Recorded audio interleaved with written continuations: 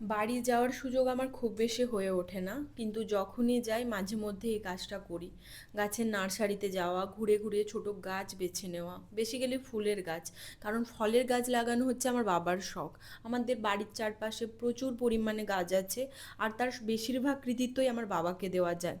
এই পুরো প্রসেসটা আমার কাছে শুধু একটা শখ নয়, ইটস এ থেরাপি, একটা কোয়াইট মেডিটেশন টাইপের। তারপর কয়েক সপ্তাহ বা কয়েক মাস পর যখন দেখি সেই ছোট্ট গাছটায় প্রথম ফুল ফুটেছে, সত্যি বলতে মনে হয় আমি যেন ছোট্ট একটা অ্যাচিভমেন্ট আনলক করে ফেলেছি।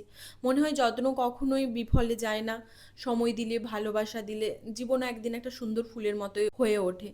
কিন্তু আজকের কথাগুলো তাদের জন্য যারা বেসিক্যালি এই যত্ন আর ভালোবাসা পায়নি, কিন্তু তারাও নিজেকে একটা ফুলে পরিণত করেছে।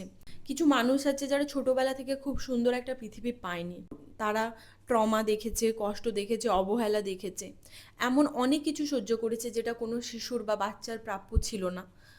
তাদের সামনে হয়তো হাজারটা রিজন ছিল, হয়তো না, সত্যিই তাদের সামনে হাজারটা রিজন ছিল কঠিন হয়ে যাওয়া, হাজারটা অপশন ছিল অন্যকে কষ্ট দেওয়া, কারণ তারা তো সেটা দেখেই বড় হয়েছে।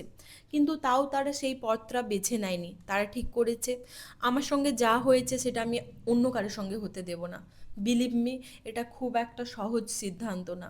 নিজের ভাঙা অংশগুলো নিয়ে একজন জেন্টেল মানুষ হয়ে ওঠা, নিজের ক্ষত নিয়েও অন্যের জন্য ভালো চাওয়া, নিজের ভেতরের অন্ধকারের সঙ্গে প্রতিদিন লড়াই করে আলোকে বেছে নেওয়া, এই সাহসটা সবাই দেখাতে পারে না। এই মানুষগুলো আমার কাছে রিয়েল ওয়ারিয়ার্স। কারণ তারা শুধু নিজেদের লাইফটাই চেঞ্জ করেনি, তারা পৃথিবীটাকেও একটু একটু করে সেফ, কাইন্ড আর বিউটিফুল বানিয়েছে। যদি তুমি এমন একজন হও যে সব কষ্টের পরেও ভালো মানুষ হওয়াটাকে বেছে নিয়েছো, তাহলে সত্যি বলছি, I am so proud of you. মন থেকে তোমাকে আমি বড্ড রেসপেক্ট করি। আর এই ভিডিওটা সেই সব মানুষদের জন্য যারা প্রমাণ করে দিয়েছে your past may be explain you, but it never has to define you.